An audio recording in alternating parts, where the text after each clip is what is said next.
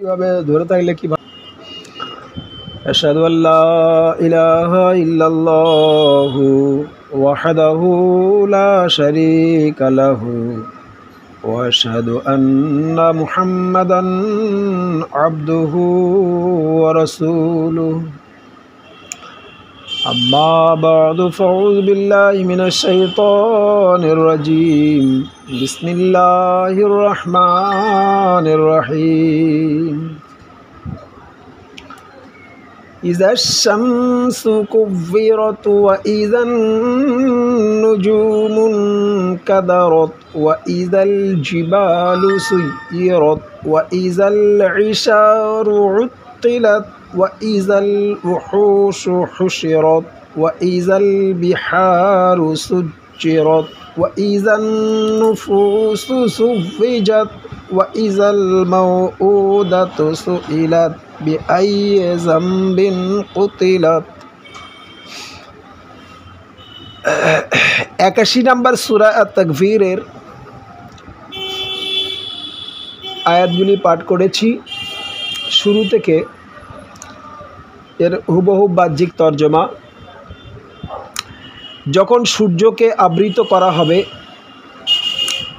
এবং যখন নক্ষত্ররাজি নিষ্প্রভ হবে এবং যখন পর্বতসমূহকে চালিত করা হবে এবং যখন 10 মাসের গর্ভবতী উটনীগুলি বেকার পরিত্যক্ত হবে এবং যখন বন্য জন্তুগুলিকে সমবেত করা হবে এবং যখন নদীসমূহকে শুকাইয়া দেওয়া হবে এবং যখন বিভিন্ন জাতির লোকদিগকে একত্রিত করা হবে এবং যখন জীবন্ত সমাধিস্থ বালিকা সম্বন্ধে জিজ্ঞাসা করা হবে কি অপরাধে তাকে হত্যা করা হয়েছে এবং যখন পুস্তক পুস্তিকা ব্যাপকভাবে বিস্তৃত করা হবে এবং যখন আকাশের আবরণ তুলিয়া ফেলা হবে এবং যখন জাহান্নামকে প্রজ্বলিত করা হবে এবং যখন জান্নাতকে নিকটবর্তী করা হবে, তখন প্রত্যেক আত্মা যা সে হাজির করেছে তা সে জানতে পারবে। এ পর্যন্ত গেল শাব্দিক অর্থ অনুযায়ী তর্জমা। দ্বিতীয় অর্থসহ সংক্ষিপ্ত ব্যাখ্যা। ইজা শামসু কুব্বিরত, অর্থাৎ যখন সূর্যকে আবৃত করা হবে। সূর্যকে আবৃত করা মানে সূর্যকে ঢেকে ফেলা হবে। সূর্য শব্দের অর্থ এখানে হিসাব মতন শরিয়াতধারী নবী এবং রসুলদেরকে বোঝানো হয়েছে। তো সূর্যকে আবৃত করা হবে অর্থ যে শরিয়াতধারী নবী পৃথিবীতে যারা এসেছিলেন, এর একটা অর্থ বোঝায় যে ইসলামের মানে প্রসার এমনভাবে হবে যে পূর্বেকার সমস্ত শরিয়াতের মানে শরিয়াত চাপা পড়ে যাবে, কোরআনী শরিয়াত বিকাশ লাভ ঘটবে। ওয়া ইজান নুজুমুন কাদারত, এবং যখন নক্ষত্ররাজি নিষ্প্রভ হবে, অর্থাৎ আকাশের যে তারকা এরা আলো হারিয়ে ফেলবে। তো আকাশের তারকাগুলি আলো হারিয়ে ফেলবে, এর বাহ্যিক একটা অর্থ করা হয়েছে। আর একটা বাহ্যিক অর্থ হলো যে পৃথিবীময় এই যে ইলেকট্রনিক্স লাইট যে উঠে গেছে, বিদ্যুৎ চালিত লাইট, এই যে আলো, এত পরিমাণে আলো, দূরে থেকে কোনো শহরগুলি যদি দেখা হয় মনে হয় আকাশে তারা ফুটেছে। এক দ্বিতীয় নিচে থেকে উপর দিকে পাহাড়ের উপর দিকে তাকালে সেই রূপও লাগে, যে মনে হয় আকাশে তারা ফুটে আছে। তো বাহ্যিকভাবে ওই সময় প্রমাণ হবে কোন সময়ের কথা আল্লাহ তাআলা বলছেন, যে যুগের কথা বলছেন, সেই যুগে যে আকাশের নক্ষত্র দেখে মানুষ দিক নির্ণয় করে চলার আর প্রয়োজন হবে না। অর্থাৎ আকাশের যে নক্ষত্রগুলো, সেই নক্ষত্রের আলোর আর প্রয়োজন হবে না, নক্ষত্রের আলোকে চাপা দিয়ে দেবে। ওই যুগে নক্ষত্রের মতন সারা পৃথিবীতে প্রত্যেকটি শহরে বা প্রত্যেকটি বাড়িতে, গ্রামগঞ্জে, রাস্তাপুল সর্বত্রে লাইটের ব্যবস্থা হয়ে যাবে। এটা হলো বাহ্যিক একটা অর্থ ভবিষ্যৎবাণী অনুযায়ী। এর আধ্যাত্মিক অর্থ হলো ওয়াইজান নুজুমুন কাদারত, এবং যখন নক্ষত্ররাজি নিষ্প্রভ হবে, অর্থাৎ নবী করিম সাল্লাল্লাহু আলাইহি সাল্লাম তার ইন্তেকালের পরে এই ইসলামের দায়িত্ব নিয়ে বা ইসলামের কাজ করতে গিয়ে যে সমস্ত আলেম ওলামারা পৃথিবীতে ছিল, তো তারা বিভিন্নভাবে সংগঠন তৈরি করে বিভিন্ন ভাগে বিভক্ত হয়ে গিয়ে নিজেরা লাইট স্বরূপ, নক্ষত্র স্বরূপ হয়ে বিভিন্ন সম্প্রদায়ের পথ দেখাচ্ছিল বা বিভিন্ন সংগঠনের পথ দেখাচ্ছিল। এই সকল নক্ষত্র স্বরূপ পথ দেখানোর মৌলবীরা এরা কিন্তু নিষ্প্রভ হয়ে যাবে, এদের কোনো আলো আর থাকবে না। অর্থাৎ এমন একটা আলো আল্লাহ তাআলা দেবেন এই যুগে, যে আলো এসে সকল আলোকে চাপা দিয়ে দেবে। যেমন বলা হয়েছে পূর্বের প্রথম আয়াতে যে ইজা শামসু কুব্বিরাত, সূর্যকে ঢাকা দেওয়া হবে, সূর্যের আলো আবৃত করে দেওয়া হবে, ঢেকে দেওয়া হবে। অর্থাৎ ইমাম মাহদী আলাইহিস সালাতু ওয়াস সালামকে যখন আল্লাহ তাআলা পৃথিবীতে পাঠাবেন, তো তার এত পরিমাণে জ্ঞান দেওয়া হবে, অর্থাৎ হযরত আদম আলাইহিস সালাতু ওয়াস সালাম থেকে নিয়ে শুরু করে আর হযরত ঈসা আলাইহিস সালাতু ওয়াস সালাম পর্যন্ত যে সমস্ত নবীদের জ্ঞান, যেমন হযরত মুহাম্মদ সাল্লাল্লাহু আলাইহি ওয়াসাল্লামকে আল্লাহ তাআলা দিয়েছিলেন, ঠিক তেমনি তো সেই ঈসা ইসলাম থেকে নিয়ে আর আদম আলাইহিস সালাম পর্যন্ত সমস্ত নবীদের আধ্যাত্মিক জ্ঞান আল্লাহ তাআলা ইমাম মাহদী আলাইহিস সালাতু ওয়াস সালামকে দেবেন, এটাই ভবিষ্যৎবাণী ছিল। তো ইমাম মাহদী আলাইহিস সালাতু ওয়াস সালাম এসে যখন সেই সকল জ্ঞানের কথা তুলে ধরবেন এবং কোরআনের আলো তুলে ধরবেন, তখন সেই সকল সূর্য ঢাকা পড়ে যাবে এবং কোরআনই সূর্যের আলো তখন পৃথিবীতে বিস্তার লাভ করবে, এটাই বলা হয়েছে।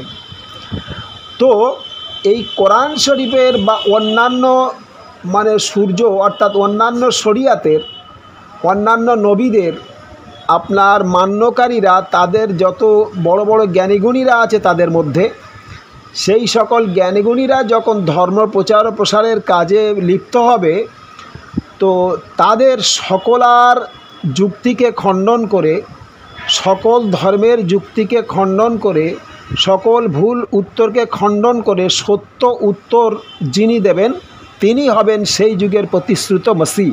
তো এই যুগের ভবিষ্যৎবাণী আল্লাহ তাআলা করছেন এইখানটায়। তো সেই জন্যে বলা হয়েছে যে এই যুগে যত মৌলবী, যত পীর, যত পুরোহিত, যত পণ্ডিত, সকলার আলো তার আলোর কাছে নিষ্প্রভ হয়ে যাবে, সকলার আলো লিভে যাবে, তার আলো জ্বলে উঠবে। অর্থাৎ তার আলো তাদের আলোর উপরে বিজয় লাভ করবে। তার কাছে যুক্তিতে, দলিলে, তর্কে কোনো দিক দিয়ে কেউ পেরে উঠবে না। এই কারণে তার একটি নাম হচ্ছে মসিহ। মসিহর আরেকটি অর্থ হচ্ছে ওটাই, যত রকমের ইসলামের বিরুদ্ধে, কোরআনের বিরুদ্ধে, হাদিসের বিরুদ্ধে, নবী করিম সাল্লাল্লাহু আলাইহি ওয়াসাল্লামের বিরুদ্ধে যত রকমের অপবাদ পৃথিবীতে থাকবে, সমস্ত অপবাদগুলিকে তিনি খণ্ডন করবেন। যত সম্প্রদায়, যত দল, যত মত ইসলামের বিরুদ্ধে কলম ধারণ করবে বা বক্তব্য দেবে, সমস্তগুলিকে তিনি খণ্ডন করবেন। সুতরাং তাদের আলো নিষ্প্রভ হয়ে যাবে এবং ইমাম মাহদী আলাইহিস সালাতু ওয়াস সালামের পথ ও মত, অর্থাৎ মুহাম্মদ সাল্লাল্লাহু আলাইহি ওয়াসাল্লামের পথ ও মত, সেইটাকে তিনি উজ্জ্বল করবেন। এইটাই ছিল ভবিষ্যৎবাণী। তাই বলা হয়েছে ওয়াইজান নুজুমুন কাদারত, এবং যখন নক্ষত্ররাজি নিষ্প্রভ হবে, অর্থাৎ তারা তাদের আলো হারিয়ে ফেলবে, পৃথিবীর কোনো নক্ষত্র আর আলো দিতে পারবে না। তো আকাশের যে নক্ষত্র আছে, এই নক্ষত্রের কথা ডাইরেক্ট কিন্তু ওই নক্ষত্রের কথা বলা হয়নি। তার কারণ যেহেতু এটা আয়াতে মুতাশাবিহাত, আর ওই আলো চিরন্তন ছিল, আছে এবং চিরন্তন থাকবে। এই ধরনের যারা ব্যাখ্যা করে যে ওই আকাশের যত তারকা, নক্ষত্র, সূর্য ইত্যাদি আছে সব একদম একে অপরের সঙ্গে অ্যাক্সিডেন্ট করে ধূলিসাৎ হয়ে গিয়ে সব শেষ হয়ে যাবে, এই ধরনের ব্যাখ্যাগুলি কিন্তু গ্রহণযোগ্য ব্যাখ্যা নয়। এগুলো ভুলভাল ব্যাখ্যা এবং মানুষকে বিভ্রান্তকর ব্যাখ্যা। এই কারণে বড় বড় শিক্ষিত পণ্ডিত বা বৈজ্ঞানিক, ইঞ্জিনিয়াররা, বড় বড় মহাপণ্ডিতরা এই জন্য মেনে নিতে পারে না, এই ইসলামের অপব্যাখ্যা করার কারণে। ইসলামকে তারা মেনে নিতে পারে না, এই অপব্যাখ্যা। তার কারণ একটা বিষয়, এই বিশ্ব ব্রহ্মাণ্ডের মধ্যে যত সূর্য নক্ষত্র তারকারাজি রয়েছে, তো সেই তুলনায় পৃথিবীটা একটা ক্ষুদ্র থেকে অতি ক্ষুদ্রতম একটি বালুকণা মাত্র। তাই সামান্য একটি বালুকণার জন্যে আল্লাহ তাআলা এই বিশ্ব ব্রহ্মাণ্ডটাকে একদম ধূলিসাৎ করে দেবেন। কী স্বার্থে তৈরি করেছিলেন আর কী স্বার্থে এগুলোকে শেষ করে দেওয়া হবে, তাতে আল্লাহ তাআলার বা লাভ কী আর মানব জাতির লাভ কী? কীরকম ধরনের অপব্যাখ্যা করে মানুষকে বিভ্রান্ত করে রেখেছিল ধর্মের নাম করে, কোরআনের নাম করে। এইগুলো বিভ্রান্তকর ব্যাখ্যা। এই ব্যাখ্যাগুলো মৌলবীরা করেছে যে কিয়ামতের সময় আকাশ পৃথিবী টক্কর লাগবে, এর মধ্যে যত সূর্য নক্ষত্র গ্রহ রাজি আছে সব কিছু একদম ধূলিকণা হয়ে যাবে, গিয়ে হাওয়ায় উড়ে ধোঁয়া হয়ে যাবে। হ্যাঁ, তো সামান্য একটি ক্ষুদ্র থেকে অতি ক্ষুদ্র বালুকণার জন্যে আল্লাহ তাআলা এইগুলিকে ধ্বংস করবেন? এগুলো আপনার ব্রেনের বাইরের কথা, আকেলের বাইরের কথা, যুক্তির বাইরের কথা, দলিলের বাইরের কথা এবং অগ্রহণযোগ্য, যেটা সুন্নাতের খেলাফ, হ্যাঁ, যেটা প্রাকৃতিক নিয়মের বিপরীত কথা। এ ধরনের কথা আল্লাহ তাআলা কোরআনে বলতে পারেন না। যে সকল মৌলবীরা, যে সকল মৌলবাদীরা এই ধরনের কথাগুলো বলেন, এগুলো তাদের হঠধর্মী, হ্যাকাতি, হুজ্জুতে এবং এগুলো তাদের গোঁড়ামি মাত্র। তো আল্লাহ তাআলা বলছেন, ইমাম মাহদী আলাইহিসসালাম যখন পৃথিবীতে আসবে, তিনি মুহাম্মদ সাল্লাল্লাহু আলাইহি সাল্লামের সেই আলো, কোরআনের সেই আলো পৃথিবীবাসীর কাছে তুলে ধরবেন। যখন সেই আলোর বিকাশ ঘটবে, আলো যখন প্রজ্বলিত হবে, সকল আলো তার কাছে নিষ্প্রভ হয়ে যাবে। পরবর্তী আয়াতে আল্লাহ তাআলা বলছেন, ওয়াইজাল জিবালু সুয়্যিরাত, এবং যখন পর্বতসমূহকে চালিত করা হবে, অর্থাৎ পাহাড়সমূহকে চালিত করা হবে। তো বাহ্যিক অর্থ যদি ধরা হয়, তাহলে মৌলবাদীদের কথা অনুসারে তাহলে এই পাহাড়গুলো গাড়ির মতন চলবে, কিংবা প্লেনের মতো উড়বে, কিংবা সমুদ্রে জাহাজের মতন ভেসে ভেসে বেড়াবে। যদি সব বাহ্যিক ধরা হয়, তাহলে এগুলো হওয়া উচিত। সেগুলো হবে কি? কোনো বৈজ্ঞানিক মেনে নেবে? কোনো শিক্ষিত পণ্ডিতেরা মেনে নেবে? না কোনো শিক্ষিত মানুষেরা মেনে নেবে? না কোনো জ্ঞানীগুণীরা এগুলো মানবে না মানতে বাধ্য হবে? আসলেই এখানে আলংকারিক শব্দ ওয়াইজাল জিবালু সুয়্যিরাত, যদি বাহ্যিক এটা ধরা হয়, তো ওই যুগে যে যুগের ভবিষ্যৎবাণী করছে, অর্থাৎ আজকেকার যুগের ভবিষ্যৎবাণী ছিল যে এই যুগে পাহাড়, পৃথিবীর যত পাহাড় আছে, যত দেশ আছে, প্রত্যেকটা দেশে যে ঘর, বিল্ডিং, বালাখানা, রাস্তা ইত্যাদি বানানোর জন্য তাদের যে স্টোন চিপের দরকার পড়ে, পাথরের দরকার পড়ে, তো ডিনামাইট বাস্ট করে বা বিভিন্ন পদ্ধতিতে এই পাহাড়গুলিকে কেটে, পাথরগুলিকে খণ্ড বিখণ্ড করে গাড়ির মাধ্যমে বিভিন্ন আপনার যোগাযোগের মাধ্যমে সারা পৃথিবীতে ছড়িয়ে দেওয়া হয়। হ্যাঁ, এ শহর থেকে ওই শহর, এই গ্রাম থেকে ওই গ্রাম, এই জেলা থেকে ওই জেলা, এই রাজ্য থেকে ওই রাজ্য, এইভাবে ছড়ানো হচ্ছে। তো সুতরাং সেই পাহাড়গুলোকে চালিত করা হলো। এটা উদাহরণস্বরূপ আল্লাহ তাআলা বর্ণনা করেছেন। কারণ কোরআন শরীফে আল্লাহ তাআলা বারবার বলেছেন, আমসালু নাদরিবুহা লিন-নাসি লাআল্লাহুম ইয়াতাফাক্কারুন। আমি কোরআনে এমন এমন উপমা দিয়েছি, বিভিন্ন উপমার মাধ্যমে মানব জাতিকে বোঝানোর জন্য বিভিন্ন উপমা দিয়ে থাকি, যাতে মানুষ সহজে উপলব্ধি করতে পারে, বুঝতে পারে। তো এই সহজ সরল কথা যদি মানুষ বুঝতে না পেরে যদি বাহ্যিক এইরকম ধরনের করে যে পাহাড়গুলিকে চালিত করা হবে, একটা শ্রেণীর মৌলবাদীরা তারা বলে থাকে যে কিয়ামতের সময় যখন ইসরাফিলের বংশী বাজবে, তখন পাহাড়গুলো ছুটে ছুটে পালাবে। কেউ বলছে উড়ে উড়ে পালাবে, কেউ বলছে গাড়ির মতন, ট্রেনের মতন চলবে, এরম চলে চলে যাবে। আর ওই সময় আসবে ইমাম মাহদী। এখন তো পাহাড় যায় না, চুপচাপ দাঁড়িয়ে আছে। তো কত বড় নির্বোধ শ্রেণীর মানুষ হলে, কত বড় অজ্ঞ মানুষ হলে এই ধরনের কথাবার্তাগুলো বলে থাকে আর কোরআনের এই রকম ধরনের অপব্যাখ্যা করে থাকে। তো বাহ্যিক এখানে এটাই প্রমাণিত হয় যে পাহাড়গুলিকে খণ্ড বিখণ্ড করে, টুকরো টুকরো করে সেই পাহাড়গুলিকে বিভিন্ন ঘর বানানোর জন্য, রাস্তা পুল বানানোর জন্য, ইত্যাদি ইত্যাদি কাজের জন্য বিভিন্ন দিক দিগন্তে নিয়ে যাওয়া হবে। আর সেটা বর্তমানে তাও হচ্ছেও। এই ভবিষ্যৎবাণীটা আল্লাহ তাআলা তখন করেছিলেন, যেটা পূর্ণ হয়েছে। আচ্ছা, ওয়াইজাল জিবালু সুইয়্যারাত, এই 4 নাম্বার অর্থ মানে যেটা বাহ্যিক করলাম, এই আয়াতের এক মানে আধ্যাত্মিক অর্থ হচ্ছে এটাই যে ওয়াইজাল জিবালু সুইয়্যারাত, এবং যখন পর্বতসমূহকে চালিত করা হবে, অর্থাৎ বড় বড় মানে জ্ঞানীগুণী, বড় বড় আলেম, হ্যাঁ, বা বড় বড় জ্ঞানীগুণী, এখানে আর একটা বাহ্যিক মানে করে দেব, দিয়ে তার পরে আবার আধ্যাত্মিক মানের অর্থে ঢুকবো, আরও গভীরে যাব ইনশাল্লাহ। এখানে বলা হয়েছে এবং যখন পর্বতসমূহকে চালিত করা হবে, তো বড় বড় আলেমদেরকে পাহাড় স্বরূপ, পাহাড়ের সঙ্গে উদাহরণ দেওয়া হয়েছে, মানে তাদের জ্ঞানের পাহাড়। আমরা স্বাভাবিক কী অর্থ বলি? জ্ঞানের পাহাড়, জ্ঞানের সমুদ্র। হ্যাঁ, তো জ্ঞানের স্বাভাবিক পাহাড় বাহ্যিক পাহাড় হয় না, জ্ঞানের স্বাভাবিক বাহ্যিক সমুদ্র হয় না, যেহেতু কোরআনে আল্লাহ তাআলাও উদাহরণ দিয়ে দিয়েছেন। তো জ্ঞানের পাহাড় হয়, জ্ঞানের সমুদ্র হয়। তার মানে কি, একটা পাহাড় যত বড়, মানে তার মাপে আনা যায় না বা তার ওজনে আনা যায় না, তা একজন আলেমের বা একজন শিক্ষিত পণ্ডিতের এত জ্ঞান আল্লাহ তাআলা দান করেছেন, যার মানে সীমায় আনা যাবে না, কোনো মানুষ হিসাবের মধ্যে আনতে পারবে না, ওজনে আনতে পারবে না, গুনতিতে আনতে পারবে না। এই কারণে এখানে বলা হয়েছে তাদের পাহাড়ের সঙ্গে তুলনা করা হয়েছে বা সমুদ্রের সঙ্গে তুলনা করা হয়েছে। বাহ্যিকভাবে দেখতে গেলে দেখা যাক, যেমন স্যার আইজাক নিউটন, এর ন্যায় আরও বড় বড় বৈজ্ঞানিক পৃথিবীতে আছে।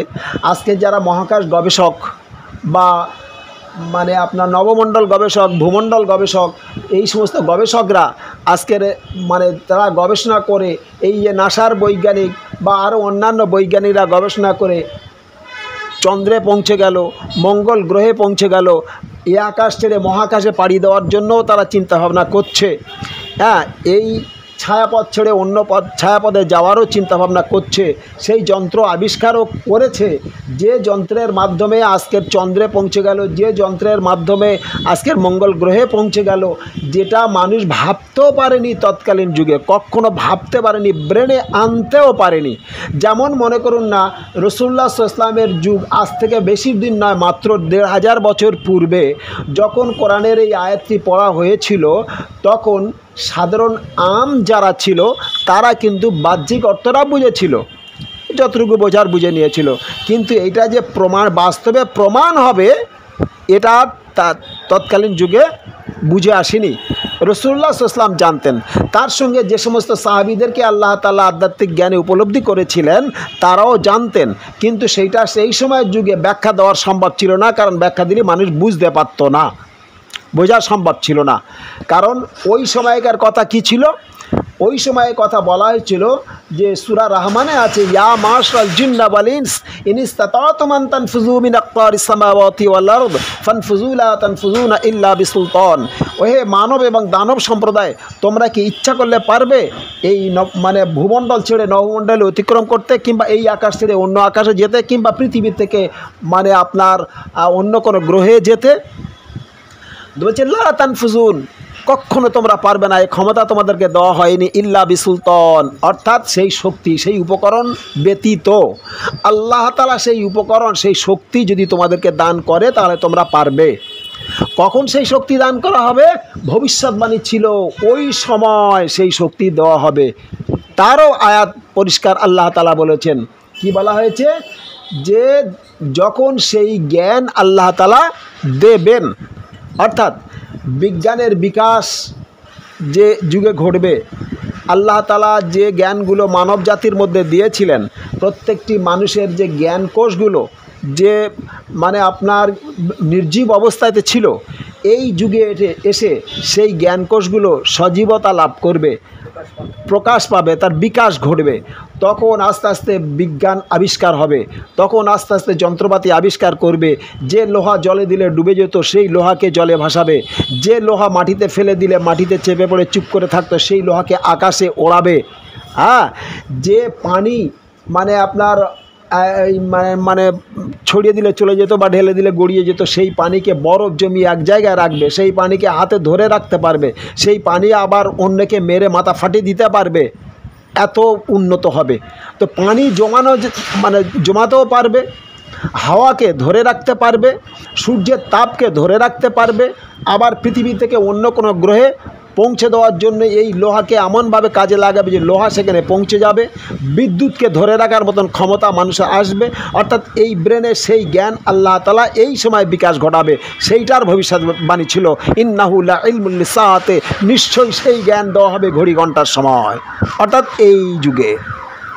তো এখানে আল্লাহ তাআলা ঠিক সেম সেই কথা বলেছেন, ওয়াইজাল জিবাল সুয়্যিরাত, যখন পাহাড় পর্বতগুলিকে চালিত করা হবে, অর্থাৎ বড় বড় জ্ঞানী গুণীকে এদেশ থেকে সে দেশ, ওদেশ থেকে সে দেশ একটা চালানো হয়, আরেকটা হচ্ছে এই তাদের জ্ঞান পরিচালিত হচ্ছে, তাদের জ্ঞানের মাধ্যমে আজকের মানে হেলিকপ্টার আবিষ্কার হয়েছে, প্লেন আবিষ্কার হয়েছে, রকেট আবিষ্কার হয়েছে, এদেশ থেকে সে দেশ, সে দেশ থেকে ও দেশ, আবার পৃথিবী থেকে চন্দ্র, পৃথিবী থেকে মঙ্গল গ্রহ, আবার একটা গ্রহ থেকে আরেকটা গ্রহ ইত্যাদিভাবে চালিত হয়েছে। এর চতুর্থ নাম্বারে আরেকটি আধ্যাত্মিক অর্থ হলো এটাই যে ধর্মীয় ক্ষেত্রে যখন ধরা হবে ওয়াইজাল জিবাল সুয়্যিরাত, এবং যখন পর্বতসমূহকে চালিত করা হবে, অর্থাৎ মানে ওই সকল ধর্মের জ্ঞানের বড় বড় পাহাড় পরিমাণ জ্ঞানের ব্যক্তিরা, জ্ঞানী ব্যক্তিরা তাদেরকে পরিচালনা করবেন, চালিত করা হবে মানে তাদের চালানো হবে। তারা যে নিজেরা ইচ্ছা মতন চলছিল বা তারা চালাচ্ছিল অন্যদেরকে, ওই জ্ঞানের পর্বতেরা অন্যদেরকে চালাচ্ছিল। তো ওই যুগে ইমাম মাহদী যখন আসবে, প্রতিশ্রুত মসিহ যখন আসবে, তিনি এসে ওদেরকে চালাবেন, ওই জ্ঞানের পর্বতগুলিকে চালাবেন। জ্ঞানের পর্বতগুলি ইমাম মাহদী বা প্রতিশ্রুত মসিহর কাছে এসে ক্ষুদ্র থেকে অতি ক্ষুদ্র বালুকণা রূপে পরিণত হবে, তিনি এসে এদেরকে চালাবেন। যুক্তিগত, আধ্যাত্মিকগত এটা একটি অর্থ। তার কারণ কি, এর জ্ঞানের তুলনায় ওদের জ্ঞান তো অতি তুচ্ছ, যার তুলনায় আনা যাবে না, কোনো অঙ্কে আনা যাবে না, কোনো কম্পিউটারে আনা যাবে না, এত তুচ্ছ জ্ঞান। কার তুলনায়? মসিহ মউদ ইসলামের জ্ঞানের তুলনায়। কারণ কি, ইমাম মাহদী আলাইহিসসালামকে আল্লাহ তাআলা যে জ্ঞান দান করবেন, বিশ্ব পৃথিবীতে যত নবী এসেছিলেন সমস্ত নবীদের যে জ্ঞান দান করা হয়েছিল, সমস্ত জ্ঞানকে নিচোড় করে তার অরিজিনাল যে মগজ, যে জ্ঞান, সেই জ্ঞান তাকে দান করা হবে, সেই জ্ঞান তাকে দান করা হবে। তো সেই হিসাবে মানে কত সাংঘাতিক জ্ঞান আল্লাহ তাআলা দান করবেন ইমাম মাহদী আলাইহিসসালামকে। সেই জ্ঞানের তুলনায় এই যুগের আলেম, এই যুগের পীর, এই যুগের দরবেশরা, এই যুগের পণ্ডিতরা, এই যুগের ব্রাহ্মণেরা, এই যুগের পুরোহিতরা, এরা যাদেরকে পূর্বে বলা হতো বাবা এক একজন জ্ঞানের পাহাড়, স্বাভাবিক অর্থে বলা হতো, আমরা বলতাম ও বাবা এক একজন জ্ঞানের পাহাড়। কিন্তু ইমাম মাহদী আলাইহিসসালামের জামাতে যখন মানুষ এসে যাচ্ছে, তখন সাধারণ আহমদী মুসলিম জামাত ওই সকল বড় বড় পণ্ডিতদের কী বলছে, এদের অজ্ঞ, এক তুচ্ছ, এদের কোনো কিচ্ছু জ্ঞান নেই, অথচ পূর্বে বলা হতো তারা জ্ঞানের পাহাড়। হ্যাঁ, কিন্তু আহমদী এক একজন কী ভাবছে, এর কি কোনো জ্ঞান নেই, কি পড়াশোনা করেছে না কিছু। তাহলে চিন্তা করো কীভাবে পূর্ণ হলো। তাহলে একজন সাধারণ আহমদী যদি এরকম ভাবে, তাহলে সেই তুলনায় যে আমাদের গুরুর মহাগুরু হজরত মসিহ মউদ আলাইহিসসালামকে আল্লাহ তাআলা কতটা জ্ঞান দান করেছিলেন, যে জ্ঞান দিয়ে এই সমস্ত আলেমদেরকে চালানো হবে। আজকের যে সকল আলেমরা জামাতভুক্ত হয়েছে, তো এই জামাতের নিজাম রুলস অনুযায়ী সেই সকল আলেমদেরকে চালানো হচ্ছে ইমাম মাহদী আলাইহিসসালামের মাধ্যমে। হ্যাঁ, তো ইমাম মাহদী আলাইহিসসালামের মাধ্যমে সেই সকল জ্ঞান মানে পরিচালনা করা হচ্ছে। তো সেই আলেমদেরকে পরিচালনা করা হচ্ছে, ঠিক আছে। এরপরেই আমি আসি 5 নম্বর আয়াতে, ওয়াইজাল ইশারু তিলাত, এবং যখন 10 মাসের গর্ভবতী উটনিগুলি বেকার পরিত্যক্ত হইবে, 10 মাসের উটনিগুলি বেকার হবে মানে পরিত্যক্ত হবে, তাদেরকে বাদ দেওয়া হবে। তো এইখানটায় কোন সম্ভবে এই পুরোহিততন্ত্র, মৌলবাদীরা ব্যাখ্যা করেছিল যে কিয়ামতের সময় এই 10 মাসের উটনিগুলিকে বেকার করে দেওয়া হবে। আচ্ছা, 10 মাসের গর্ভবতী উটনি তখনও তো বেকার ছিল, উত্তরটা সঠিক কিনা? 10 মাসে পেটে যদি বাচ্চা থাকে সেই উটনিগুলি যে যুগে যখনই হবে তখনই তো সে বেকার, সে তো আর বোঝা লোড করতে পারবে না, বোঝা বহন করতে পারবে না, তো তখনও তো বেকার ছিল। শুধু যদি বলতেন যে উটনিগুলিকে বেকার করা হবে তাহলে একটা বিষয় আলাদা ছিল, কিন্তু যেখানে বলা হচ্ছে 10 মাসের উটনিগুলিকে বেকার করা হবে, এ কী অর্থ বলে? ওই ডাইরেক্ট উটের কথা বলেছে? এরা কোন সম্ভবে এই উটের কথা ধরলো? এটা বোঝার বিষয় আছে। যেমন একটা হাদিসে আছে যে উটনিগুলিকে বেকার করা হবে, অর্থাৎ ইমাম মাহদী আলাইহিস সালাম যখন আসবে ওই যুগের বর্ণনা দেওয়া হয়েছে যে ওই যুগে উটনিগুলি বেকার হবে, অর্থাৎ উটে চড়ে কেউ আর কোথাও যাবে না। বুখারী হাদিস আছে না, মিশকাত শরীফে হাদিসে আছে, মহাশয় সমাজে আপনারা সব পড়েছেন। তো উটনিগুলি বেকার হবে কথাটা বাস্তব, কিন্তু 10 মাসের উটনিগুলি বেকার হবে এ কথাটা অবাস্তব না? 10 মাসের উটনিগুলি তো ও যুগেও বেকার ছিল। যদি বাহ্যিক আমি উট ধরি, যখনই 10 মাস গর্ভবতী হবে, উট হোক, ছাগল হোক, মানুষ হোক, যেই হোক না কেন, সে তো বেকারই হবে, অলরেডি বেকার হবে, সে কোনো বোঝা বহন করতে পারবে না, তার নিজের কষ্ট সে মর্মাহত হবে। তো এই যুগে 10 মাসের উটনিগুলি বেকার হবে, ওই যুগে তার মানে হয়নি, যদি বাহ্যিক ধরি তার মানে হয়নি, নাউজুবিল্লাহ। এইরকম ধরনের যদি অর্থ করা হয়, এরা কত বড় গর্দভ যে এই বাহ্যিক অর্থটা ধরে নিয়েছে, অথচ কোরআনে আয়াতটা মুতাশাবিহাত, একবারও খেয়াল করেনি যে অর্থটা কি হতে পারে। এই কারণে আল্লাহ তাআলা বলেছেন লা ইয়ামাসসুহু ইল্লাল মুতাহহারুন, এই কোরআনের সঠিক অর্থ একমাত্র পূত পবিত্রগণ ব্যতীত কেউ করতে পারবে না, তার মানে মুজাদ্দেদগণ ব্যতীত। আল্লাহ তাআলার তরফ থেকে যে মুজাদ্দেদগণ আসবে, যুগ সংস্কারকগণ আসবে, যুগ সংস্কারকরা যুগের সঠিক অর্থ যে কোনো ধর্মগ্রন্থ থেকে দিতে পারবেন, বাকি অন্য কেউ পারবে না, এই কারণে বলা হয়েছে। তাহলে সঠিক অর্থটা কি? এর সঠিক অর্থটা হচ্ছে বাহ্যিক উট নয়, এখানে বাহ্যিক উটের কথা আল্লাহ তাআলা বলেননি। আল্লাহ তাআলা উদাহরণ দিয়েছেন আমসালু নাদরিবুহা লিন্নাসি লাআল্লাহুম ইয়াতাফাক্কারুন। আমি কোরআনে বিভিন্ন জায়গায় বিভিন্নভাবে উপমা দিয়ে থাকি যাতে মানুষ সহজে উপলব্ধি করতে পারে। আল্লাহ তাআলা অত সুন্দরভাবে উপমা দিয়ে দিয়েছেন, 10 মাসের মানে গর্ভবতী উট,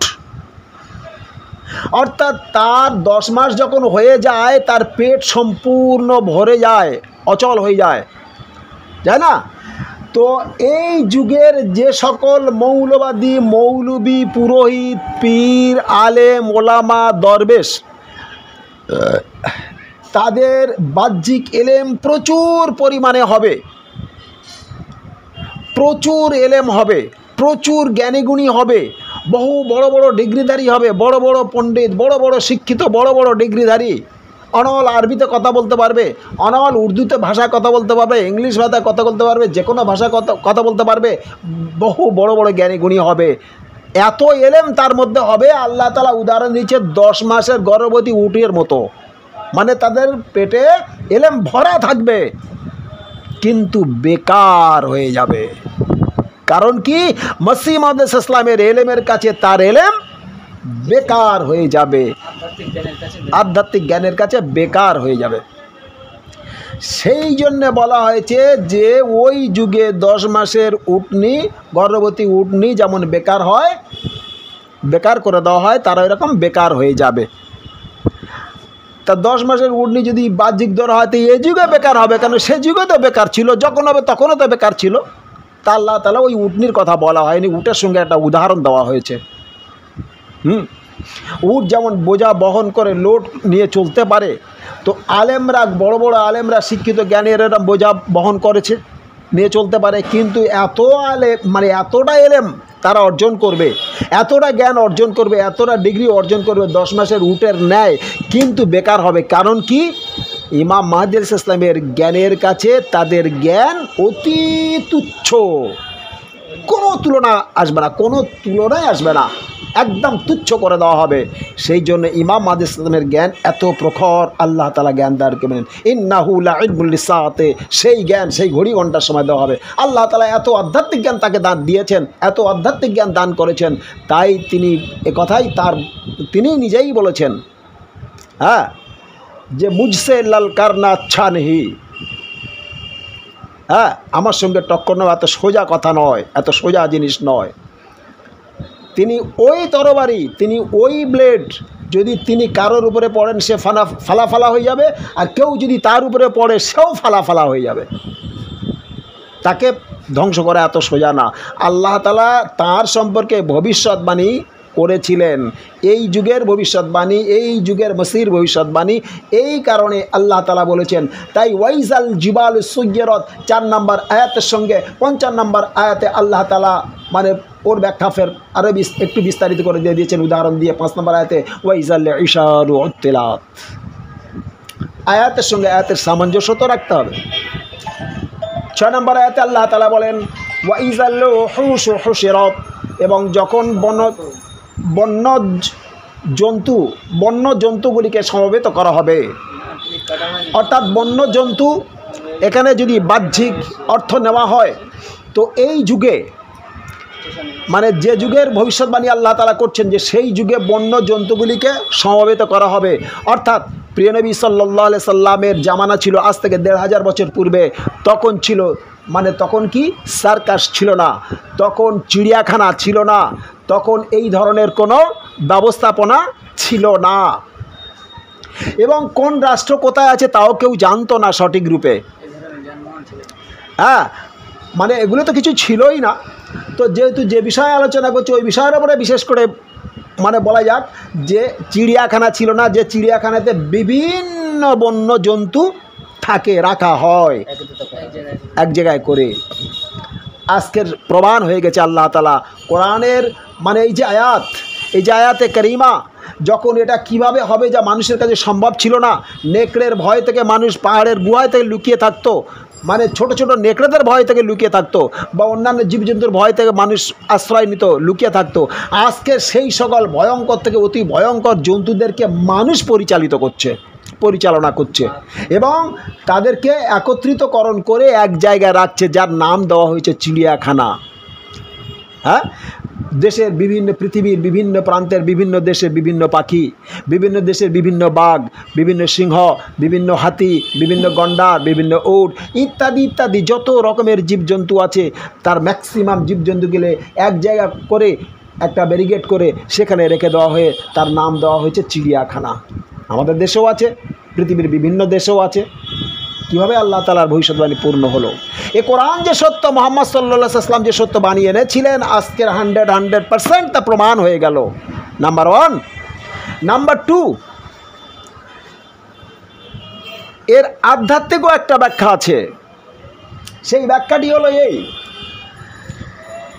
ওয়াইজাল উহুশু হুশিরাত, এবং যখন বন্য জন্তুগুলিকে সমবেত করা হবে। বন্য জন্তু কারা? বনের, মানে বনের পশু। হ্যাঁ, বনের পশু। আমরা স্বাভাবিক একটা উদাহরণ দিয়ে বলে বনের পশু, একবারে পশুরা কোথায় বাস করে? ম্যাক্সিমাম বনে বাস করে। আল্লাহ তাআলা বন্য পশুর সঙ্গে উদাহরণ দিয়েছেন। পবিত্র কোরআন শরীফে এর আয়াতও আছে, কারণ কোরআনের আয়াতের ব্যাখ্যা আল্লাহ তাআলা বলছেন যে আমি তাদেরকে কান দিয়েছি, তারা শ্রবণ করে না। আমি তাদেরকে চক্ষু দিয়েছি, তারা দেখে না। আমি তাদেরকে হৃদয় দিয়েছি, হ্যাঁ, তারা হৃদয়ঙ্গম করে না। উলাইকা কালানাম, তারা হলো চতুষ্পদ বন্য জন্তু, বাল হুম আদাল, তার থেকেও খারাপ। আজকেকার যুগে যারা আলেম ওলামা, পীর, পুরোহিত, পণ্ডিত, পাদ্রী, ব্রাহ্মণ ইত্যাদি ইত্যাদি, সে যে ভাষায় জ্ঞান অর্জন করুক না কেন করেছেন, তো তারা তাদের সমাজে যেমন মহান ব্যক্তি ছিল, কিন্তু যখন প্রতিশ্রুত মসির মানে মোকাবেলায় আসলো, কেউ টিকছে না। আর টেকেনি, টিকবেও না এই যুগে। তা এই যুগে এই যারা এদের মধ্যে আবার সবাই না, যেমন ধরুন মানে জেনারেল শিক্ষিত লোক এর মধ্যে পড়ে না, মাস্টার পণ্ডিতরা এর মধ্যে পড়ে না, বৈজ্ঞানিক, ডাক্তার, ব্যারিস্টার, উকিল এরা এর মধ্যে পড়ে না। এখানে কিন্তু মেনশন করা হয়েছে ধর্মীয় জ্ঞানের মানুষদেরকে বলা হয়েছে, যারা মৌলবাদ যাজকবর্গ যারা, এখানে তাদেরকে বলা হয়েছে। কারণ ওদেরকে পশুর সঙ্গে তুলনা করা হয়নি, কারণ পবিত্র কোরআনের আয়াতের ব্যাখ্যা স্বয়ং রাসূলুল্লাহ সাল্লাল্লাহু আলাইহি ওয়াসাল্লাম করেছেন। রাসূলুল্লাহ সাল্লাল্লাহু আলাইহি ওয়াসাল্লাম বলেছেন, ইয়াতি আলান নাসি জামানুন, এই যুগের এই আয়াতের ভবিষ্যৎবাণী, ইয়াতি আলান নাসি জামানুন, এমন একটা কাল আসবে, এমন একটা যুগ আসবে মানব জাতির উপরে, লা ইয়াবকা মিনাল কুরআন ইল্লা রাসমুহু, কোরআনকে রেশম রেওয়াজে পরিণত করবে, ব্যবসায় পরিণত করবে। সবিনা পড়ে টাকা নেবে, কোরআন খতম করে টাকা নেবে, আপনার তাবিজ লিখে টাকা নেবে, জলসা মিলাদ মাহফিল করে টাকা নেবে, শুধু টাকা অর্জনের জন্য ব্যবসায় পরিণত করবে, কিন্তু কোরআনের অনুশাসন মেনে চলবে না। ওয়ালা ইয়াবকা মিনাল কুরআনে ইল্লা রাসমুহু, রেশম রেওয়াজে পরিণত করবে। মাসাজিদু মুআমারাতুন ওয়া হিয়া খারাবু মিনাল হুদা, সেই যুগে মসজিদগুলো হবে বড় বড় বিল্ডিং বালাখানা। অর্থাৎ এই যুগে মসজিদগুলো বিল্ডিং বালাখানা হয়েছে, আর মাটির মসজিদ নেই, খেজুর পাতার আর মসজিদ নেই, তাল পাতার আর মসজিদ নেই। তো বড় বড় বিল্ডিং বালাখানায় পরিণত হয়েছে, এই যুগের ভবিষ্যৎবাণী ছিল। উলামা হুম শাররুম মান তাহতা মিন আদিমিস সামায়ে, সেই যুগে তাদের আলেমগণ, আমাদের আলেম বলা হয়নি, বোঝার খুব হিসাব রয়েছে, সেই যুগে তাদের আলেমগণ, অর্থাৎ এই যুগে আহমদীর বিপরীত যত আলেম আছে, অর্থাৎ মৌলবাদ আছে, সে যে কোনোই হোক,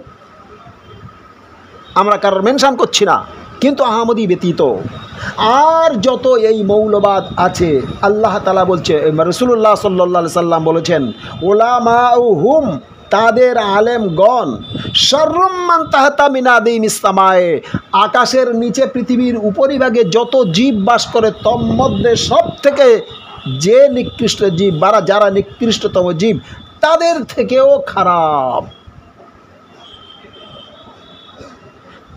এইটাই আল্লাহ তাআলা পবিত্র কোরআনে এখানে বলেছেন, ওয়াইজাল উহুশ হুশিরাত, এবং যখন বন্য জন্তুগুলিকে সমবেত করা হবে। এদের জন্তুর সঙ্গে কেন উদাহরণ দেওয়া হয়েছে, কিভাবে বন্য জন্তুগুলি সমবেত করা হবে, বাহ্যিক একটা প্রমাণ দেওয়া হলো, আধ্যাত্মিক প্রমাণটা কিভাবে হবে শুনে নাও। মনে করো ইতিপূর্বে অনেকবার হয়েছেও, অন্যান্য নবীদের জামানায় রূপ ঘটেও ছিল। যেমন একটা বিষয় বলি, হযরত ইব্রাহিম আলাইহিসসালামকে আগুনের কুণ্ডনে ফেলা হয়েছিল, তাকে মারার জন্য, পুড়িয়ে মারার জন্য। তো হযরত ইব্রাহিম আলাইহিসসালামকে যে আগুন দেওয়া হয়েছিল, সে আগুনটা কোন আগুন ছিল? ওর দুই রকমের ব্যাখ্যা আছে, একটা ব্যাখ্যা শুধু বলে দিয়ে দিই, যে মানে অগ্নিগর্ভস্থ যে সকল মানুষ, যে সকল মৌলবাদ, যে সকল পণ্ডিত পুরোহিত, তাদেরকে ডাকা হয়েছিল, একত্রিত করা হয়েছিল। কিসের জন্য ডাকা হয়েছিল? মানে বাহাস করার জন্য, মোনাজারা করার জন্য, ডিবেট করার জন্য। কার এগনেস্টে? ইব্রাহিম আলাইহিসসালামের এগনেস্টে, ইব্রাহিম আলাইহিসসালামের বিপরীত। তা হযরত ইব্রাহিম আলাইহিসসালামের বিপরীত যারা বাহাস করতে এলো, তার মানে আল্লাহর বিরুদ্ধে বাহাস করতে এলো, সত্যের বিরুদ্ধে বাহাস করতে এলো। তা সত্যের বিরুদ্ধে যারা বাহাস করতে আসে, তারা কি সত্যবাদী না মিথ্যাবাদী? তারা হলো মিথ্যাবাদী। একজন মানুষ যদি সত্যকে চিনতে না পেরে মিথ্যাবাদী হয়, আল্লাহর বিরুদ্ধে মিথ্যা কথা বলে, সে বন্য জীবজন্তুর থেকেও তো আরও খারাপ। ঠিক সেম এই যুগে ইমাম মাহদী আলাইহিসসালামের বিপরীত যারা বাহাস করতে আসে, ইমাম মাহদী ইসলামকে যারা বিরোধিতা করে, ইমাম মাহদী আলাইহিসসালামকে যারা মানে মিথ্যাবাদী বলে, এদেরকে কি বলা হয়? এরা হলো মিথ্যাবাদী, এরা হলো বন্য জন্তু, তার থেকেও খারাপ। আল্লাহ তাআলা এই উদাহরণটা কোরআনে, এই মিসালটা দিয়েছে। তো হযরত ইব্রাহিম আলাইহিসসালামের যে আগুন, অর্থাৎ এই মানুষের যে ক্রোধ, এই রাগ, অনেক রাগান্বিত মানুষকে একত্রিতকরণ করা হয়েছিল বলে আগুনের সঙ্গে উদাহরণ দেওয়া হয়েছে। ইব্রাহিম আলাইহিসসালামের কাছে আল্লাহ তাআলা এত জ্ঞান দান করেছিলেন, জ্ঞানের সমুদ্র ভাণ্ডার দিয়েছিলেন, সেই জ্ঞান এত ঠান্ডাময় ছিল, যখন সেই জ্ঞান তাদের সামনে রাখলেন সমস্ত আগুনগুলি ঠান্ডা হয়ে গেল। হ্যাঁ, সমস্ত ক্রোধগুলো তাদের মিটে গেল, সমস্ত ক্রোধ তাদের শেষ হয়ে গেল। সেম কৃষ্ণের সঙ্গে তুলনা করা যায়, উদাহরণ দেওয়া যায় যে শ্রীকৃষ্ণ আলাইহিসসালাম যখন মানে আপনার ওই সমুদ্র মন্থন করেন, হ্যাঁ, অর্থাৎ যে শিবের সঙ্গে, ওর আরেকটি নাম শিব, যে সমুদ্র মন্থনের ওর উদাহরণ দেওয়া যায়। তো সময় অনেক বেশি লাগবে বলে ওই উদাহরণে এখন যাব না। তো হজরত ইব্রাহিম আলাইহিসসালামের সঙ্গে এটা করা হয়েছিল বলে তাদেরকে কি বলা হয়েছিল? আগুনের সঙ্গে উপমা করা হয়েছিল। তা আজকের বন্য জীবজন্তুর সঙ্গে উপমা কাদেরকে করা হয়েছে? মোল্লা মৌলবাদ, মানে যারা মৌলবাদিত্ব ধর্মের মানে সত্যের বিরুদ্ধে, সত্যকে যারা চিনতে পারছে না, যুগের মাহাদিকে যারা চিনতে পারেনি, যুগের সত্য মাহাদির বিরোধিতা যারা করছে, এদের বিরুদ্ধে যারা বিদ্রোহ করছে, এদের এই সকল মানুষদেরকে, এই সকল মৌলবাদীদেরকে আল্লাহ তাআলা ওই বন্য জীবজন্তুর সঙ্গে উদাহরণ দিয়েছেন। পরে আল্লাহ তাআলা ফের বলছেন, ওয়া ইজাল বিহারু সুজ্জিরাত, এবং যখন নদীসমূহকে শুকাইয়া দেওয়া হইবে, নদীসমূহকে শুকাইয়া দেওয়া হইবে, শুধু ওই ছোটোখাটো নদী না, এই পৃথিবীর বুকে যত সমুদ্র নদ নদী আছে সকলকে যখন শুকিয়ে দেওয়া হবে। প্রাকৃতিক নিয়মে কোনো নদ নদী শুকিয়ে যাবে? মৌলবীদের ভাষা অনুযায়ী যারা এর বাহ্যিক মানে করে মানে লেকচারে বলে বলে বেড়ায়, হ্যাঁ, যারা মিলাদে মাহফিলে জলসায় এই ধরনের কথাগুলি বলে, এই আয়াত তুলে ধরে, তখন তারা কি বলে যে সূর্য এবং পৃথিবী টক্কর লাগবে, সূর্যের তাপে পৃথিবীর সমস্ত সমুদ্রের পানিগুলিকে শুকিয়ে দেওয়া হবে। হ্যাঁ, তা এই ধরনের নির্বোধের ব্যাখ্যা, নির্বোধের মতো কথা আল্লাহ তাআলা বলতে পারেন না। আল্লাহ তাআলা এই কোরআনকে নির্বোধের জন্য পাঠায়নি। তো আসলে আল্লাহ তাআলা যেটা বলতে চেয়েছেন সেটা মানুষের সামনে তুলে ধরা উচিত। যেহেতু ওয়া ইজাল বিহারু সুজ্জিরাত আয়াতটি আয়াতে মুতাশাবিহাত, ভবিষ্যৎবাণী করছেন আল্লাহ তাআলা, যখন নদীসমূহকে শুকাইয়া দেওয়া হবে, অর্থাৎ আমি একটু আগে উদাহরণ দিচ্ছিলাম যে সমস্ত মানে বড় বড় পণ্ডিত জ্ঞান অর্জন করেছেন, হ্যাঁ, জ্ঞানের সমুদ্র, জ্ঞানের পাহাড়, হ্যাঁ, তো এই সকল মানে যাদের জ্ঞান দ্বারা সমাজ পরিচালনা করত, হ্যাঁ, এই ছোটোখাটো নদীর কথা এখানে কেন বলেছেন? এই জন্য নদীর কথা বলেছেন যে সকল মৌলবাদী, যে সমস্ত আলেম মৌলবীরা তারা তাদের দলকে, তাদের সমাজকে, হ্যাঁ, পরিচালনা করত, তাদেরকে নদীর সঙ্গে তুলনা করা হয়েছে। এই সকল নদী মানে এদের জ্ঞান শুকিয়ে যাবে। মুসা ইসলামের যুগে ইমাম মাহদী ইসলামের জ্ঞানের তুলনায় তাদের জ্ঞান একদম শুকনো, ওই সময় শুকিয়ে যাবে, কোনো জ্ঞান কাজে লাগবে না। জামাতে আহমদিয়ার কাছে বা বাইরের কোনো জ্ঞান কাজে লাগবে না, এত সাংঘাতিক জ্ঞান আল্লাহ তাআলা মুসা ইসলামকে দান করবেন। এটা বুখারী শরীফে হাদিসে দেওয়া ছিল, কারণ ওখানে লেখা আছে পরিষ্কার, ওয়া ইয়াকসিরুল মালু হাত্তা লা ইকবালু আহাদুম মিনহু, এতটা মাল অর্থাৎ এতটা জ্ঞান তাকে দান করা হবে যে জ্ঞানটা নেওয়ার জন্য পৃথিবীতে একজন থাকবে না, এত জ্ঞান আল্লাহ তাআলা তাকে দান করবেন। আর সেই জ্ঞানের তুলনায় ওই জ্ঞান কি অতি তুচ্ছ, মানে ওই নদীগুলো সব শুকিয়ে যাবে। যখন ডিবেটের জন্য আমাদের কাছে আসে এমনিতে ঠোঁট শুকিয়ে যায়, মানে জ্ঞান সব শেষ, তার জ্ঞান যা ছিল সব শেষ, শুকিয়ে যায়। তো জ্ঞান এরকম শুকিয়ে যাবে, এটাই ছিল ভবিষ্যৎবাণী। ওয়া ইজান নুফুসু সুফিজাত, এবং যখন বিভিন্ন জাতির লোকদিগকে একত্রিত করা হবে। কি সুন্দর আল্লাহ তাআলা ভবিষ্যৎবাণী, এবং এই যুগে তা পূর্ণ হয়ে গেছে। বিভিন্ন জাতির লোকদিগকে যখন একত্রিত করা হবে, দুইভাবে উদাহরণ। এক, সত্যের বিরুদ্ধে যখন বিরোধিতা করতে যায় তো বিভিন্ন জাতির লোকেরা, বিভিন্ন সম্প্রদায়েরা এসে একটা সম্প্রদায় মানে সত্য সম্প্রদায়ের বিরুদ্ধে বিরোধিতা করে, এটা একত্রিতকরণ করা বলা হয় বাহ্যিকভাবে। আর একটা হলো এই যে তাকে আল্লাহ তাআলা পৃথিবীতে পাঠাবেন, তিনি এসে সত্য ধর্ম প্রচার করবে, তখন বিভিন্ন সম্প্রদায়ের মানুষরা এসে তার হাতে বয়াত নেবে, নিয়ে একটা জামাতে পরিণত হবে, একটাই জামাতে চলে আসবে, একই বাগানে চলে আসবে। ইহুদি থেকে আসবে, খ্রিস্টান থেকে আসবে, বৌদ্ধ থেকে আসবে, হিন্দু থেকে আসবে, মুসলমান থেকে আসবে, বিভিন্ন জামাত, বিভিন্ন দল, বিভিন্ন মতবাদের মানুষেরা এসে এক জায়গায় সমবেত হবে। আল্লাহ তাআলা এইটাই বলতে চেয়েছিলেন, মানে বলেছেন যে ওয়াইজান নফুস জুবভিজাত, এবং যখন বিভিন্ন জাতির লোকদেরকে একত্রিত করা হবে। এটা হলো দ্বিতীয় ব্যাখ্যা।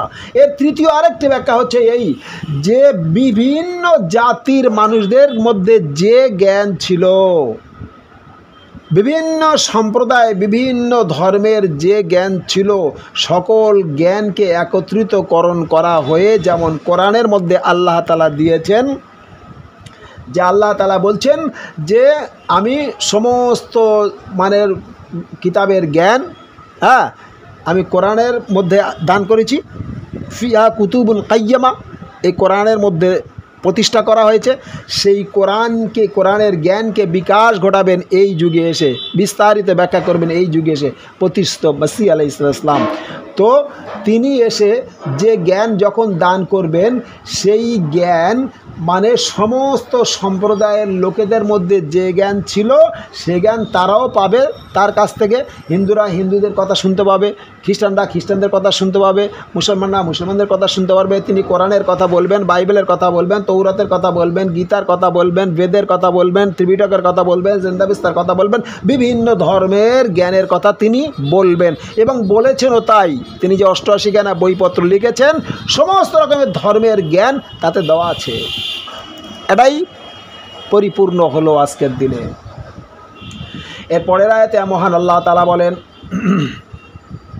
ওয়াইজাল মাউদাত সুইলাত, এবং যখন জীবন্ত সমাধিস্থ বালিকা সম্বন্ধে জিজ্ঞাসা করা হবে, বিআইয়ি যামমিন কুতিলাত, কি অপরাধে তাকে হত্যা করা হইয়াছে। আশ্চর্য লাগবে যদি এই ব্যাখ্যাটা আপনাদের সামনে এখন তুলে ধরা হয়। জীবন্ত বালিকাকে হত্যা করা হয়েছিল মুহাম্মদ সাল্লাল্লাহু আলাইহি ওয়াসাল্লামের যুগে, তাই সেই যুগটাকে বলা হয়েছিল আইয়ামে জালিয়াতের যুগ, অজ্ঞতার যুগ, বর্বরতার যুগ। ওই যুগে মানে জীবন্ত মহিলাদেরকে, বালিকাদেরকে হত্যা করা হয়েছিল। জ্যান্ত বাপ নিজে হাতে বালি সরিয়ে কবর খুলে জ্যান্ত বালিকাকে চাপা দিয়ে, বালি চাপা দিয়ে মেরে দেওয়া হয়েছিল। কিন্তু আল্লাহ তাআলা ওই যুগের কথা না বলে এই যুগের কথা কেন বলছেন? আল্লাহ তাআলা বলেছেন ওয়াইসাল মাউদাত সুইলাত, এবং যখন জীবন্ত সমাধিস্থ বালিকা সম্বন্ধে জিজ্ঞাসা করা হবে, বিআইয়ি যামমিন কুতিলাত, কি অপরাধে তাকে হত্যা করা হলো। আরজিকল হসপিটালের কথা চিন্তা করো। আজকের বিশ্বের মানুষ দেখেছে কোরআনের আয়াতের ভবিষ্যৎবাণী পূর্ণ হয়ে গিয়েছে। আমি জাস্ট একটা উদাহরণ দিলাম, মানে কেউ বুঝে নেবেন না যে অনলি আরজিকল হসপিটালের জন্য আল্লাহ তাআলা বলেছেন। এই ধরনের কর্ম সারা পৃথিবীতে যেখানে ঘটবে, তার প্রতিবাদ ওই যুগে ওইভাবে হয়নি, এই যুগে প্রতিবাদ হবে এবং সারা বিশ্ব জুড়ে প্রতিবাদ হবে, কম হোক চাই বেশি, যে যেভাবে পারবে প্রতিবাদ করবে। এই যুগে কোনো মহিলাকে হত্যা করে সে রেহাই পাবে না। একজন জ্যান্ত ভালো একজন ডাক্তারকে যে হত্যা করা হয়েছে, কিভাবে হত্যা করা হয়েছে আমি ওই লাইনে যাব না, কেন হত্যা হয়েছে, কারা হত্যা করেছে আমি ওই লাইনে যাব না। এটা রাজনৈতিক বক্তব্য নয়, এটা কোরআনের বক্তব্য। শুধু এতটুকু জানিয়ে দিতে যাচ্ছি বিশ্বের সকল মানব জাতিকে যে এই যুগে এরকম ধরনের হবে এবং তার প্রতিবাদও হবে এবং জিজ্ঞাসিত হবে। সেটাও ভবিষ্যৎবাণী ১,৫০০ বছর আগে ভবিষ্যৎবাণী ছিল, সেটা পূর্ণ হলো আজকের। হ্যাঁ, ওয়াইজাল মাউদাত সুইলাত, এবং যখন জীবন্ত সমাধিস্থ বালিকা সম্বন্ধে জিজ্ঞাসা করা হবে, হ্যাঁ, কি অপরাধে তাকে হত্যা করা হলো, সে কি অপরাধ করেছিল তাকে হত্যা করা হলো, মানে পৃথিবীর মানুষরা প্রতিবাদ করবে। এই প্রতিবাদের একটা যুগ আসবে সেই সময়। নাম্বার 1। নাম্বার 2 ব্যাখ্যা, আর একটা ব্যাখ্যা হচ্ছে এই যে এখানে যেহেতু বালিকা শব্দ ব্যবহার করা হয়েছে, অর্থাৎ মায়ের গর্ভে সন্তান সন্ততি জন্মগ্রহণ করে, তো ওই যুগে এমন মেশিন আবিষ্কার হবে যে মেশিনের দ্বারা জানা যাবে যে মায়ের গর্ভে ভ্রূণটা স্ত্রী না পুরুষ, স্ত্রীলিঙ্গ না পুংলিঙ্গ। যখনই দেখবে স্ত্রীলিঙ্গ তো হত্যা করে দেয়, অনেকে হত্যা করে দেয়। যখনই জানতে পারবে সরকার অ্যারেস্ট করবে এবং জেল খাটাবে এবং তার শাস্তি অবধারিত, যেটা ইতিপূর্বে ছিল না, পূর্বে যুগে ছিল না, আজকের যুগে সেটা হয়েছে। যদি কেউ গর্ভের সন্তানকে নষ্ট করে এবং বিশেষভাবে যদি কেউ মহিলা আছে বলে এই ধরনের জেনে নষ্ট করে, সরকার যদি জানতে পারে তাকে অ্যারেস্ট করবে। আল্লাহ তাআলা ১৫০০ বছর আগে মুহাম্মদ সাল্লাল্লাহু আলাইহি ওয়াসাল্লামের মাধ্যমে ভবিষ্যৎবাণী করে দিলেন যে ওই যুগে এই মেশিন আবিষ্কার হবে, জানতে পারবে, হত্যা করবে, আর সঙ্গে সঙ্গে সরকার প্রতিবাদ করবে যে কেন ওকে হত্যা করা হলো, কেন তুমি করলে। কিভাবে ভবিষ্যৎবাণী আল্লাহ তাআলা পূর্ণ করলেন। আজকে যে আমাদের সামনে পূর্ণ হয়ে গেছে যে কোরআন কত বড় সত্য কিতাব ছিল। মানুষ যদি কোরআনকে সঠিকভাবে পড়তো, সঠিকভাবে এর ব্যাখ্যা জানতে পারত, তাহলে আজকের অন্যান্য সম্প্রদায় না থেকে সবাই ইসলামের মধ্যে আসতে পারত, সবাই ইসলামের মধ্যে আসতো। এটা হবে, এই মেশিন আবিষ্কার হবে এবং মায়ের গর্ভে কি ভ্রূণ আছে, স্ত্রী না পুরুষ, সেটাও জানতে পারবে। যখনই স্ত্রী বলে তাকে হত্যা করবে, সঙ্গে সঙ্গে সরকার তাকে অ্যারেস্ট করবে। এই যে সরকার কি করবে, সে কি করবে, কি মেশিন আবিষ্কার হবে এবং তার এগনেস্টে কি হবে, ইন ডিটেলস এই আয়াতের মধ্যে আল্লাহ তাআলা বর্ণনা করেছেন, যার বিস্তারিত ব্যাখ্যায় আমি যাচ্ছি না, সংক্ষিপ্ত ব্যাখ্যায় আপনারা জেনে নিন যে ১৫০০ বছর আগেকার কথা কোরআন আজকের এই আয়াত পরিপূর্ণ হয়েছে, সম্পূর্ণ প্রমাণ হয়ে গেছে। পরবর্তীতে আয়াতে আল্লাহ তাআলা বলছেন ওয়াইজা সুহুফ উনশিরাত, এবং যখন পুস্তক পুস্তিকা ব্যাপকভাবে বিস্তৃত হবে। এই সেই যুগ, যে যুগের এতক্ষণ ধরে বর্ণনা করে করে আসছিলাম, এই যুগে পুস্তক পুস্তিকা ব্যাপকভাবে প্রচার হবে। হযরত মুহাম্মদ সাল্লাল্লাহু আলাইহি ওয়াসাল্লামের যুগে ব্যাপকভাবে পুস্তক পুস্তিকার প্রচার হয়নি, কারণ পুস্তক পুস্তিকা ছাপানোর মতো কোনো মেশিন ছিল না। তার পূর্বের কোনো যুগে, কোনো নবীদের যুগেও ছিল না, তাই অন্য কোনো যুগের ভবিষ্যৎবাণী করা হয়নি। এই যুগে করা হয়েছে, আখেরি জামানা বলা হয়েছে, এটা কলি যুগ বলা হয়েছে। এটা মুহাম্মদ সাল্লাল্লাহু আলাইহি ওয়াসাল্লামের শেষ যুগ। মুহাম্মদ সাল্লাল্লাহু আলাইহি ওয়াসাল্লামের 1000 বছর পরে যে যুগটা আসবে, যে ওই সময় কলি যুগ হবে, আখেরি জামানা হবে। এই যুগে কী হবে, ব্যাপকভাবে পুস্তক পুস্তিকা প্রচার হবে, প্রসার হবে, ছাপানো হবে, বিলি হবে। আচ্ছা, হয়েছে, হচ্ছেও, মানুষ চোখে দেখে নিচ্ছে। ১৫০০ বছর আগে ভবিষ্যৎবাণী যখন ভাবতেও পারেনি সাহাবীরা, তারা ভাবতো কি হাতে লিখবে, হয়তো কত লিখতে পারে মানুষ। ব্যাপকভাবে পৃথিবীময় প্রচার হবে, পৃথিবীময় বিকাশ ঘটানো হবে, প্রচার করা হবে, প্রসার করা হবে। কত লিখবে মানুষ হাতে। হ্যাঁ, একটা করে বই হাতে লিখতে গেলে কত সময় লাগতো, কারণ দোয়াতের কালি থেকে কঞ্চির কলম বা পালকের পাখনা দিয়ে ছুবড়ে নিয়ে লেখা হতো। 2-3টে অক্ষর লিখলে কালি শেষ হয়ে যেত, আবার ছুবড়াতে হতো। এখন তো পেনের মাধ্যমে তো অনেক লেখা যায়, তা পেনে লিখেও কত করতে পারে মানুষ, সম্ভবও নয়। কিন্তু যে মেশিন আবিষ্কার হবে, মেশিনের মাধ্যমে বইপত্র ছাপানো হবে, তৎকালীন যুগের মানুষরা ভাবতেও পারেনি। এইটাই ছিল লুক্কায়িত, যা পূর্বে আমি বর্ণনা করে এসেছি যে মায়ের গর্ভে ভ্রূণ স্ত্রীলিঙ্গ না পুংলিঙ্গ, ওর মেশিন আবিষ্কার হবে এবং জানতে পারবে, অনেকেই তা হত্যা করবে, যার জন্য সে পাকড়াও হবে। ওটাই যেমন ভবিষ্যৎবাণী পূর্ণ হয়েছে, ঠিক তেমনি মেশিন আবিষ্কার হবে এবং এমন মেশিন আবিষ্কার হবে, হাজার হাজার লক্ষ লক্ষ কোটি কোটি কপি বই পুস্তক তৈরি হয়ে যাবে এবং সারা বিশ্ব পৃথিবীতে তা ব্যাপকভাবে প্রচার করা হবে। এটা গেল বাহ্যিক দিক দিয়ে প্রমাণ। আধ্যাত্মিক দিক দিয়ে প্রমাণ কি? আল্লাহ তাআলা বলছেন ওয়াইজা সুহুফ উনশিরাত, এবং যখন পুস্তক পুস্তিকা ব্যাপকভাবে বিস্তৃত করা হবে, অর্থাৎ ইমাম মাহদী আলাইহিস সালাতু ওয়াস সালাম যখন আসবেন, প্রচুর নিজ হাতে বই লিখবেন। 88খানা বই লিখেছেন এবং সেই 88খানা বই এতভাবে ছাপানো হয়েছে, সারা বিশ্ব পৃথিবীতে বিতরণ করে দেওয়া হয়েছে, সারা পৃথিবীতে বিতরণ করা হয়েছে। আর এখনও হচ্ছে, আগামীতে হবে।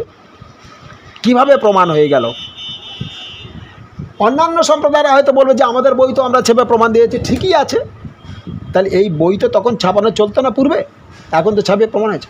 এই যুগটা যে ভবিষ্যৎবাণী আল্লাহ তাআলা করেছেন সেটা প্রমাণ হলো কিনা, এই যে কোরআন সত্য কিনা, আয়াতটা সত্য কিনা, এই যুগকে নির্দিষ্ট করে। তাহলে এই যে ১৫০০ বছর আগে মুহাম্মদ সাল্লাল্লাহু আলাইহি ওয়াসাল্লামের কাছে যে কোরআন এসেছিল, সেই কোরআনের সেই আয়াতটা, কোরআনের এই বাণী যে 100% সত্য প্রমাণিত হলো কি না, প্রশ্ন আমাদের এটাই। ঠিক আছে, সুতরাং এটা প্রমাণ হলো যে হ্যাঁ অবশ্যই সত্য। এর আধ্যাত্মিক আরও গভীরে আছে, যা আমার শর্ট সময়ের কারণে আমি অত দূরে যাব না, মোটামুটিভাবে উপলব্ধি করার জন্য বুঝিয়ে দিলাম। ওয়াইজাস সামাউ কুশিতত, এবং যখন আকাশের আবরণ তুলিয়া ফেলা হইবে। আজ এই পর্যন্ত, এরপরে থেকে ইনশাল্লাহ আল্লাহ তাআলা আবার কোনোদিন তৌফিক দিলে এই সূরাটি শেষ পর্যন্ত করে ব্যাখ্যা করা হবে ইনশাল্লাহ। আল্লাহ তাআলা আমাদের তৌফিক দিক, আমরা যেন সঠিকটা বুঝে আমল করতে পারি। আমিন সুম্মা আমিন। ওয়া আখিরি দাওয়ানা আলহামদুলিল্লাহি রাব্বিল আলামিন।